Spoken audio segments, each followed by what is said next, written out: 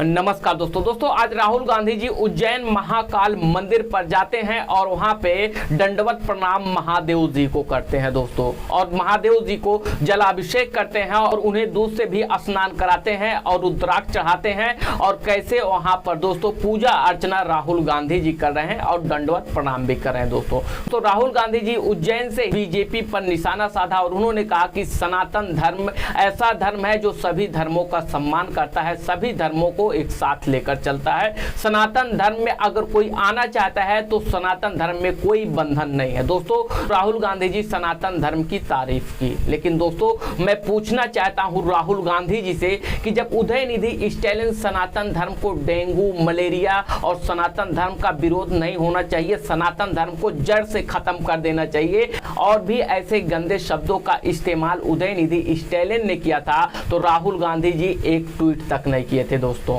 और जितने भी 26 पार्टी एनडीए के थे किसी ने भी सामने आकर जिस तरीके से उदयनिधि स्टैलिन ने स्टेटमेंट दिया था उसकी निंदा किसी भी नहीं किया था दोस्तों। 26 की 26 पार्टियों में से मैं इनसे पूछना चाहता हूं, एनडीए पार्टी से ही इन्हीं के ही पार्टी से ताल्लुक रखने वाले बिहार के शिक्षा मंत्री रामचरितमानस को जलाने की बात करते हैं, रामचरितमानस के खिलाफ में उतरते हैं दोस्तों, तब इनके मोबाइल से क्यों नहीं ट्वीट निकलता आप रामचरितमानस की इस तरीके से विरोध नहीं कर सकते, तब दोस्तों राहुल गांधी जी या फिर किसी भी इनके राजनेताओं के मोबाइल से ट्वीट नहीं निकलता है। जिस तरीके से आज राहुल गांधी जी उज्जैन में जाकर बीजेपी को आड़े हाथे लिया और हिंदू और हिंदुत्व को दो वर्गों में बांटकर इन्होंने भी वहां से निशाना साधा दोस्तों राहुल गांधी जी का हिंदू और हिंदुत्व का जो इनका शब्द है और हिंदू और हिंदुत्व में क्या फर्क दिखाना चाहते हैं दोस्तों, उनका भी एक स्टेटमेंट है, आप सुन सकते हैं। हिंदुत्ववादियों का राज है, हिंदुओं का नहीं। सही है ना? इन हिंदुत्ववादियों को बाहर निकालना है और एक बार फिर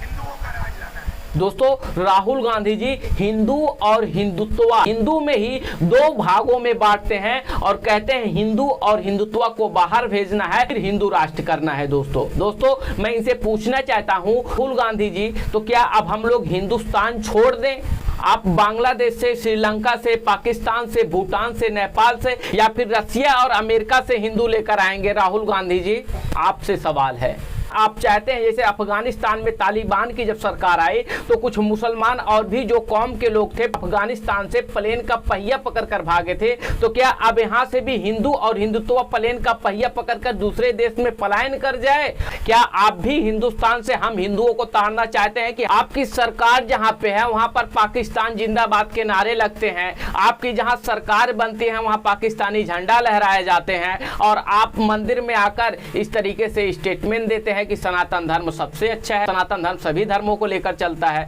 ये दोहरी राजनीति समझ में नहीं आती है दोस्तों। तो आपको याद होगा कि इन्हीं के ही राजनेताओं में से खड़गे जी ने क्या स्टेटमेंट दिया था दोस्तों, पहले उस स्टेटमेंट को सुन लीजिए। भाइयों और बहनों, और ऐसे मोदी जी को अगर और शक्ति मिलेगी देश में तो समझो फिर इस देश में सनातन धर्म और आरएसएस की हुकूमत आएगी। दोस्तों ये खड़गे जी और भी जो कांग्रेस पार्टी के नेता हैं ये समझ में नहीं आता है कि यह बीजेपी का विरोध करते करते और यह कैसे एक बड़े वर्ग सनातन धर्म का भी विरोध करने लगते हैं दोस्तों सनातन धर्म बीजेपी एक पार्टी है, आप उसे विरोध कर सकते हैं, पर सनातन धर्म को सीधा सीधा टारगेट कांग्रेस पार्टी का नेता कर रहे हैं दोस्तों। इसीलिए कहते हैं कि यह सब एक दिखावा है और किसी भी तरीके से आने वाली लोकसभा 2024 की चुनाव में एक बड़े वर्ग हिंदू को अपने तरफ आकर्षित करने का कार्य राहुल गांधी जी कर रहे हैं दोस्तों। यह कार्य हर एक राजनेता करेंगे ताकि एक बड़े वर्ग हिंदू समाज का वोट हमारे तरफ आ जाए।